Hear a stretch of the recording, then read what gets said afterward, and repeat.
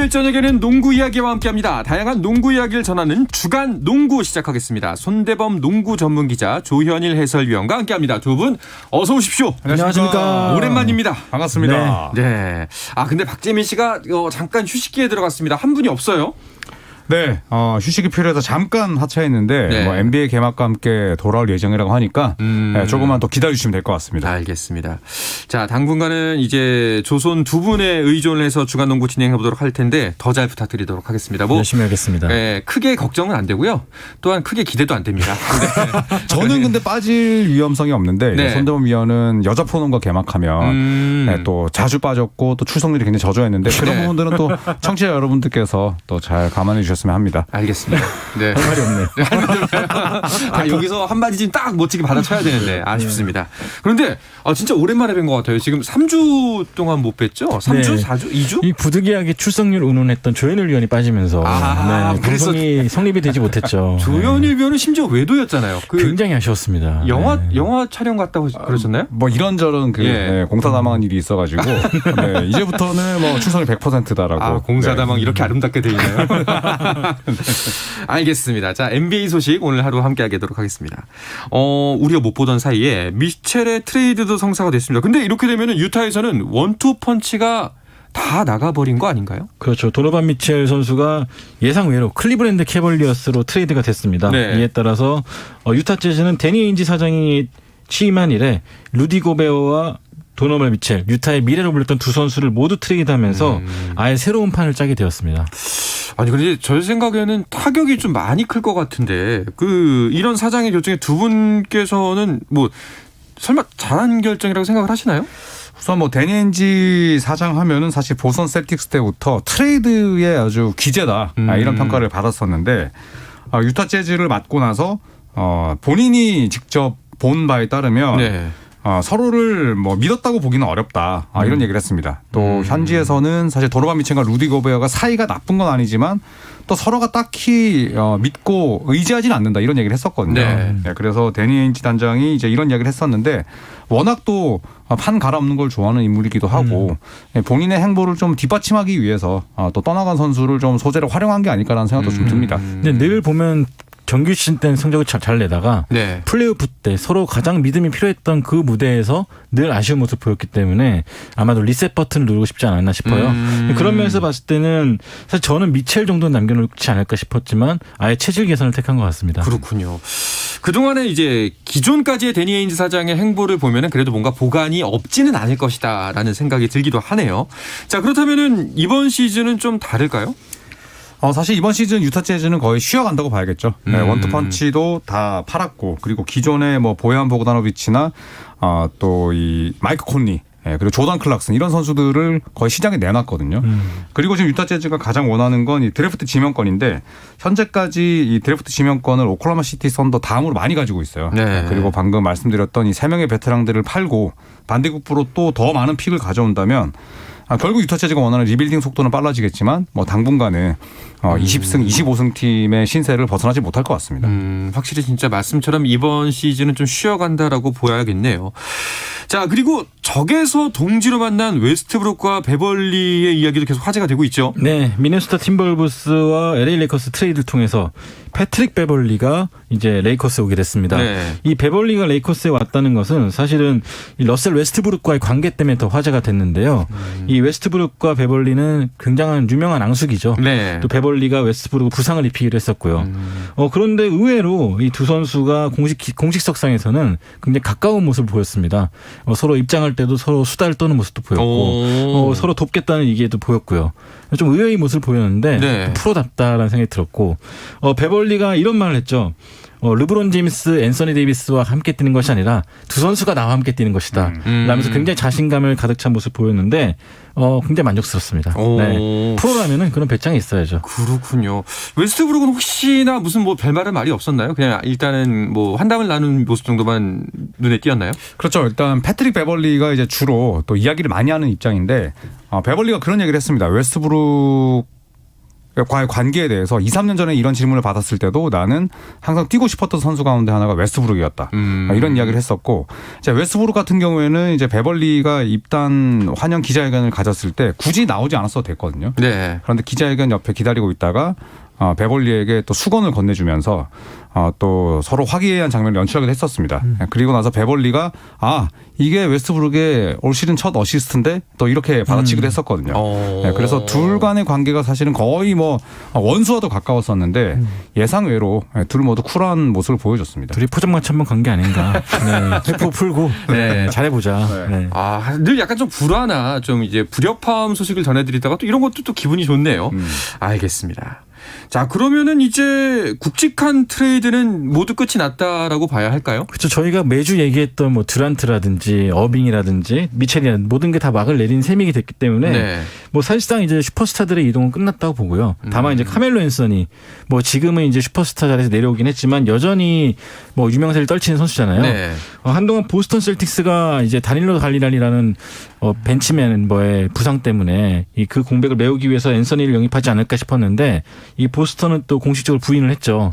그렇기 때문에 이제 앤서니가 어디로 갈지, 레이커스와 재계약을 내줄지 아니면 또 다른 우승 후보로 갈지 지켜보시면 좋을 것 같습니다. 네. 그리고 마지막으로 헤럴이 필라델피아로 갔네요. 네, 올 여름에 자유계약 선수 자격을 획득했지만 팀을 구하지 못했습니다. 네. 자, 하지만 헤럴이 향한 행선지는 필라델피아였습니다. 데리모리 단장 또 제임스 하든과 함께 휴스턴에서 호흡을 맞춘 적이 있었는데 이 필라델피아와 2년 520만 달러의 계약을 맺었습니다. 마지막 1년은 선수가 선택할 수 있는 이 플레이 옵션을 가지게 됐고요. 이로써 이제 이 필라델피아는 PJ 터커, 데니얼 하우스 주니어 그리고 몬트레즈 헤럴 전부 다 휴스턴 출신 선수들을 쫙 영입을 했고 네. 또 디앤서니 멜튼까지 데려오면서 전력을 강화시켰습니다. 사실 뭐 헤럴 같은 경우에는 지난 시즌 워싱턴에서 뛰면서 이 켄타베스 칼드웰 포프 팀 동료와 주먹질했었거든요. 네, 그리고 워싱턴은 엉망이다. 완전 팀 분위기를 깼었고 또 최근 들어서는 샬럿으로 이적하고 나서 마리아나 소지 혐의까지 있었는데 사실 문제아로 평가를 받으면서 FA 미아가 될 뻔했습니다만 필라델피아의 유니폼을 입게 됐습니다. 네. 자, 아무쪼록 잘 활약을 했으면 좋겠습니다. 자, 유로바스켓 쪽으로 좀 눈을 돌려볼게요. 어느덧 8강 토너먼트에 돌입을 했습니다. 네, 9월 1일 개막했던 유로바스켓 이제 24팀 중에 8팀만이 남게 됐습니다. 네. 스페인과 핀란드, 독일과 그리스, 프랑스와 이탈리아, 슬로베니아, 폴란드의 이제 대진이 마무리가 됐는데요. 마련이 됐는데요. 일단 16강에서 이변이 좀 많았죠. 일단 니콜라 요키치의 세르비아가 탈락을 했고요. 또 이제 8강에 올랐던 아까 소개했던 그리스가 이 독일에게 격침을 당하면서 네. 4강 진출에 실패했습니다. 그리스가 사실은 가장 강력한 우승 후보 아니었나요? 그렇죠. 그리스 또 세르비아 조별 예선에서 보여줬던 공격력이 어마어마했었습니다. 네. 네, 하지만 결국 그리스가 아쉽게 패했었는데 마지막 4쿼터 종료 얼마 남겨놓지 않은 시점에서는 또 야니스가 비신사적인 파울로 퇴장까지 당했거든요. 네, 경기도 지고 또 매너에서도 패했습니다. 자, 이 8강 팀 중을 일단 8강 팀 경기가 살짝 진행되긴 했습니다만 의외의 팀이 이 중에 껴있다면은 아무래도 이탈리아가 아닐까요? 그렇죠. 이번에 이탈리아가 굉장히 이 화끈한 공격 농구도 보여줬는데 세르비아를 상대로 승리를 거뒀어요. 네. 세르비아 하면 역시나 요키치가 있었고 또 요키치로 인해서 우승 후보로 꼽혔던 팀인데 이 팀을 상대로 굉장히 빠른 템포의 공격을 펼치면서 사실 요키치를 굉장히 지치게 만들었습니다. 세르비아 입장에서는 요키치에 대한 의존도가 너무 높다 보니까 결국 뒷심 부족을 보였는데 이탈리아 입장에서는 사실 굉장한 대열을 낚은 셈이고 네. 또 이로 인해서 더 높은 곳까지 올라갈 수 있다는 자신감도 얻게 됐습니다. 자, 이탈리아가 이제 8강전에서 맞붙을 상대는 프랑스인데요. 어떤 경기가 예상되나요? 저는 사실 이탈리아 프랑스의 경기를 이탈리아가 이긴다고 이미 예측을 했습니다. 네. 어디서요? 제가 이제 그 승패를 예측하는 그런 이제 일을 하고 있는데 네네. 일단 이탈리아 같은 경우에는 사실 다닐로 갈리나리 선수가 갑작스러운 무릎 부상으로 빠지긴 했습니다만 마르코스 피수라는 선수가 엄청나게 잘하고 있습니다. 네, 그리고 또 아칠리 폴로나라, 시메오네 폰테치오, 이 피바 무대에서 잔뼈가 굵은 선수들이 많은데 반대로 프랑스는 조별 예선에서 3승 2패에 그쳤고요. 또 루디 고베어나 에반 포니에 같은 NBA 선수들이 있지만 공격력이 굉장히 답답해요. 네, 그래서 저는 공격 농구에서 수비 농구로 탈바꿈한 이탈리아에게 혼쭐이 나지 않을까라는 생각에 저는 이탈리아의 승리를 예측해보겠습니다. 굉장히 기대가 되네요. 네. 네, 맞을지 틀릴지. 네, 누가 이길지보다는 맞을지 틀릴지. 맞을 짓 하는지 이렇게 들었어요. 아, 예, 맞을 듯 하는지. 아, 네. 네. 뭐 도둑이 제발 저린다. 뭐 이렇게 생각하시면 될 것 같습니다. 자, 8강전은 오늘부터 시작이 되는데 두 경기가 펼쳐졌습니다. 일단은 스페인과 핀란드의 경기는 스페인이 핀란드를 꺾었고요. 아까 말씀드렸다시피 그리스와 독일의 경기. 독일이 그리스를 꺾었어요. 네, 역시나 이런 걸 보면은 유럽 농구 같은 경우는 특유의 또 매력이 있는 것 같습니다. 아무리 슈퍼스타 한 명이 잘한다 그래도 이 뒤를 서포트하는 멤버들이 제대로 하지 못한다면은 이길 수가 없거든요. 네. 뭐 물론 독일에도 NBA 선수가 있었고 또 이탈리아도 뭐 잘하는 선수가 많았지만 결과적으로 봤을 때는 팀으로 뭉친 팀들이 더 잘하지 않을까 싶고요. 그리스 같은 경우는 이 세르비아와 함께 그 요키치와 함께 아테토쿤보도 매년 유럽 정상에 도전한다 말이 많았지만 결국은 원맨 팀으로서는 유럽 재패를 할 수 없다는 걸 다시 한번 보여줬습니다. 그렇네요. 그러면은 사실 NBA 스타들이 많이 출전을 해서 이번 유로 챔피언십이 좀 그 유로바스켓이 인기를 끌었는데 요키치도 없고 이제 아데토쿤보도 떨어지고 빅3 중에서는 돈치치만 남은 거네요. 네, 이제 돈치치의 슬로베니아가 폴란드와 이제 내일 새벽에 경기를 펼치게 됩니다. 슬로베니아는 사실 뭐 지난 도쿄올림픽에서도 아주 훌륭한 성과를 냈었는데 이 폴란드가 엄청난 다크호스거든요. 네, 특히나 이 마테우스 포니카라는 유럽 무대에서 아주 잔뼈가 굵은 선수가 펄펄 날고 있고 또 폴란드가 꺾은 팀이 돌풍을 일으켰던 우크라이나입니다. 네, 우크라이나를 꺾었기 때문에 이 폴란드의 기세가 만만치 않은데 과연 돈치치가 끝까지 살아남을 수 있을지 이제 내일 새벽이면 결판이 날 것 같습니다. 자, 슬로베니아와 폴란드 다크호스라고 말씀하셨는데 어떻게 전망하시나요? 저는 대회 시작 전부터 네. 슬로베니아가 우승하고 돈치치가 MVP다. 이 기세를 이어서 돈치치가 다음 시즌 MVP다. 아, 진짜로? 까지 다 예상을 해놨습니다. 이야. 네.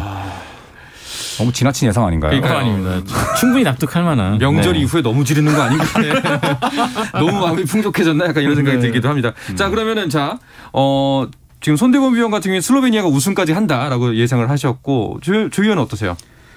저는 우승팀을 독일로 예상하겠습니다. 오, 그래요? 네. 데니스 슈로더와 또 데니얼 타이즈가 워낙 잘해주고 있고 슈로더가 이제 또 소속팀을 구했다는 루머가 있더라고요. 이제 또 유로바스켓에 더욱더 집중할 수 있고 네. 또 덕 노비치크와 뛸 때에도 유로바스켓에서 득점 2위를 한 적이 있어요. 그래서 저는 슈로더의 큰 경기에 강한 면모를 믿어보겠습니다. 알겠습니다. 너무 이제 유별난 픽을 좋아하시는 거 아닌지 모르겠네요. 네. 네. 독일 무시하시는 건가요? 무시하는 건 아니지만 네. 유별나다. 네. 예상을 벗어났다. 네. 이 정도로 정해. 알겠습니다. 손 의원의 슬로베니아 그리고 조 의원의 독일. 아마 다음 주면 이 경기 온거 알 수 있을 것 같습니다. 자, NBA 명예전당 헌혜식도 화제를 모았는데요. 이야기는 잠시 쉬었다 와서 나누도록 하겠습니다. 한상원의 스포츠와 함께하고 계신 지금 시각은 8시 47분입니다.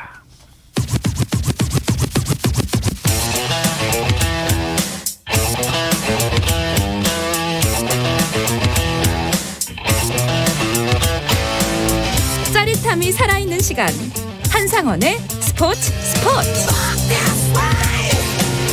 수요일 저녁의 농구 이야기 주간 농구 듣고 계십니다. 손대범 농구 전문 기자 조현일 해설위원과 함께하고 있습니다. 자, 네이스미스 명예전당 헌액식이 지난 11일에 있었습니다. 그런데 명예전당 헌액식이라고 얘기 많이 했는데 네이스미스가 앞에 붙는 거 이거는 사람 이름인 거죠? 네, 피는 섞이지 않았지만 저의 오랜 네. 조상님이 아닌가 싶은데요. 아, 진짜요? 네, 농구를 만드신 분입니다. 네, 그렇기 때문에 저희가 있었던 거고. 네, 일단 네이스미스 박사가 농구를 만들고 발전시킨 것을 기리기 위해서 만들어진 것이 바로 네이스미스 명예전당입니다. 미국 농구 선수 중에서는 모두가 꿈꾸는 그런 최고의 위치라고 할 수 있겠죠. 그럼 진짜 실제로 농구를 만든 분이 이 네이스미스 박사라는 분인 거예요? 네, 맞습니다. 오. 네, 캐나다 출신이에요. 네. 또 네. 특이하게도. 신기하군요. 자, 이번에 명예전당 헌액 멤버 중 가장 주목을 받았던 거는 지노빌리였죠. 네, 마누 지노빌리 또 아르헨티나 낳은 최고의 농구 스타이기도 합니다. 네. 1999년 드래프트 전체 57순위로 샌안토니 지명을 받았지만 2001년부터 NBA에서 활약을 했고요. 주로 식스맨으로 나섰습니다. 16시즌을 뛰면서 우승 반지 총 4개를 거머쥐었고요. 네, 통산 14,043점. 그리고 리바운드도 3,500개 이상, 어시스트 4,000개 넘겼고요. 그리고 스틸 1,392개, 3점 슛 1,495개였습니다. 3점과 스틸은 아주 유구한 역사를 자랑하는 샌안토니에서 역대 최다 기록으로 남아있고 네. 그리고 2004년 올림픽에서는 미국을 물리치고 금메달을 차지하는데 아주 큰 공을 세우게 됐습니다. 대단한 선수였네요. 그렇게 치면 당시의 인기가 거의 뭐 축구의 메시, 아르헨티나의 메시 정도 되겠네요. 일단 아르헨티나에 지노빌리의 동상이 있습니다. 그래요? 그 정도면 네. 사실 축구의 나라로 유명한 아르헨티나에 네. 농구 스타의 그 동상이 있다는 것 자체만으로 이 선수의 위상이 어느 정도인지 알 수 있겠죠. 2004년 아테네 올림픽 당시에 뭐 드림팀으로 불렸던 미국까지 꺾으면서 금메달을 안았고요. 또 MVP로도 선정이 됐고 또 베이징 올림픽이라든지 월드컵 이런 대회도 항상 차출에 응하면서 소속팀을 좀 정상권을 올려놨고요. 무엇보다도 이 선수는 뭐 뛰어난 농구 실력을 떠나가지고 이 매너라든지 이 NBA 거물급 스타가 됐음에도 불구하고 항상 선수들 동료들과 같이 이동하면서 뭐 많이 베풀고 이런 모습 때문에 이 아르헨티나 스포츠인들로부터 굉장히 많은 존경과 사랑을 받아왔습니다. 아니 메시도 축하 인사를 건넸다고 하더라고요. 네, 이번 명예전당에 헌액된 뒤에 똑같은 말을 반복했습니다. 네. 네, 많은 사람들이 지노빌리를 향해서 농구계의 메시라 부르지만 이건 잘못된 거다. 실은 내가 축구계의 마누 지노빌리다.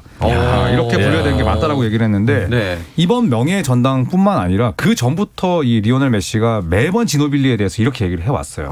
네, 그만큼 지노빌리는 또 메시 같은 슈퍼스타에게도 존경을 받는 선수이고 지노빌리 역시도 명예전당 헌액식 연설문에서 팀 동료들의 이름을 또 일일이 열거하면서 내가 갖고 있는 재능이 특출해서 이 자리에 온 게 아니고 나는 2000년대 가장 중요한 두 팀 샌안토니오 아르헨티나에서 뛰면서 지금의 성과를 얻을 수 있었다라고 또 아주 겸손하게 이야기를 했습니다. 야, 인성도 정말 명예전당 헌액될 만하네요. 네. 대단합니다.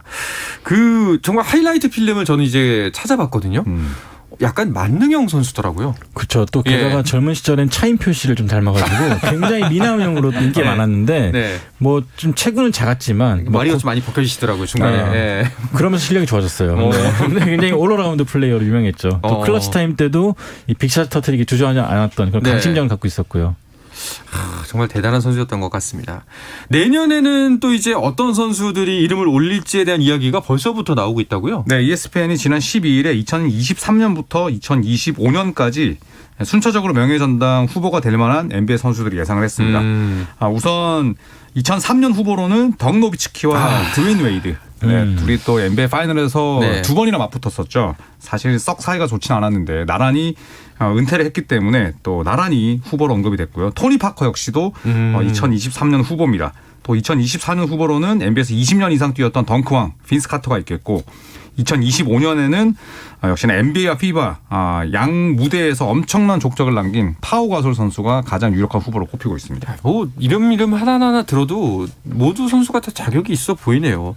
혹시 그 이제 선 위원과 조 위원 두 분의 기준으로 봤을 때 아직까지 그 명예전당에 헌액되지 않은 인물 중에서 이 사람만큼은 꼭 빨리 올라가야 된다 싶은 사람이 있을까요? 근데 사실 저는 명예전당 문턱이 너무 낮아서 사실 너무 많이 뽑혔다고 생각이 들거든요. 그래서 오히려 지금 안 들어가서 아쉽다기보다는 네, 좀 들어가서 너무 문턱이 낮아진 것이 아닌가 그런 생각이 들 정도의 선수가 좀 있습니다. 아 그래요? 네. 뭐 예를 들어서 뭐 이번에 같이 선발된 팀하더웨이 사실 우승을 못 해봤고 또 파이널 근처에도 못 갔던 그런 선수였는데 같이 명예전당 올랐다는 것 자체가 좀 약간 기준이 좀 어떻게 모호하지 않나 생각이 들 정도로 당대 네. 스타였긴 했지만 사실 명예전당까지는 좀 네, 의구심이 좀 되는. 아쉽다. 네. 어떠세요, 손 의원은?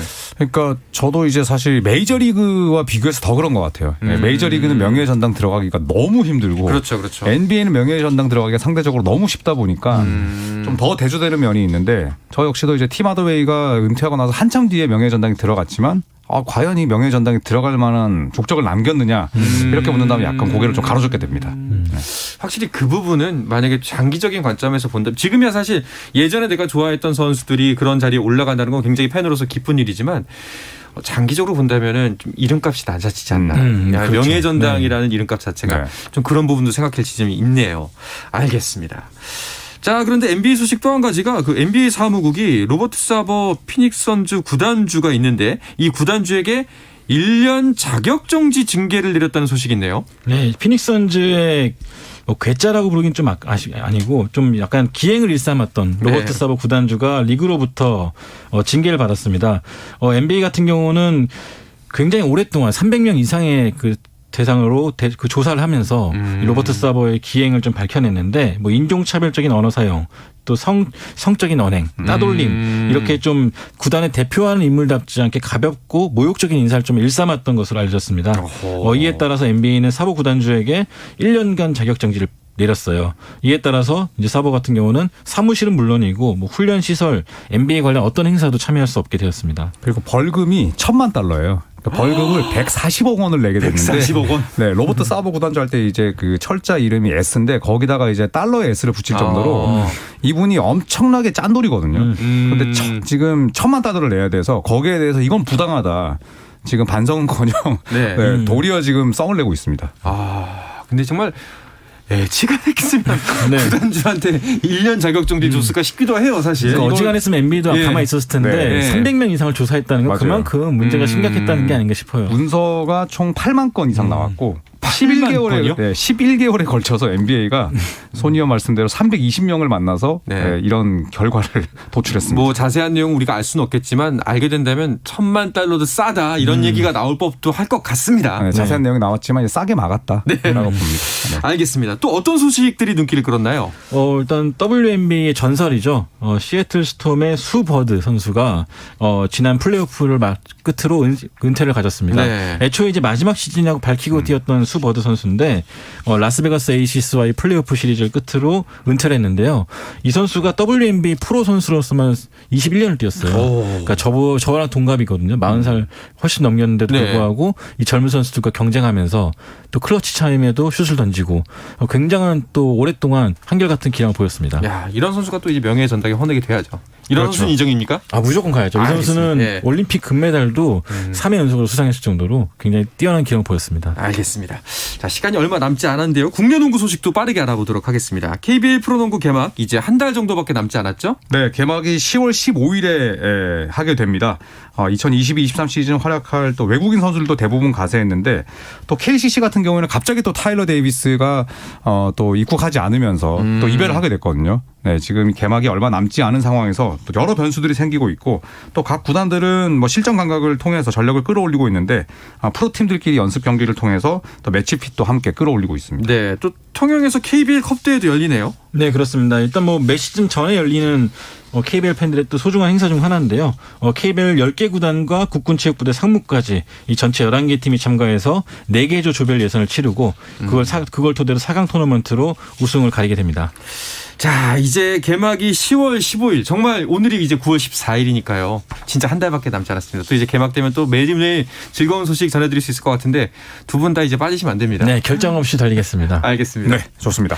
자, 이야기를 끝으로 이번 주 주간 농구는 마치겠습니다. 손대범 농구 전문 기자, 조현일 농구 해설위원과 함께했습니다. 두 분 오늘도 고맙습니다. 감사합니다. 고맙습니다.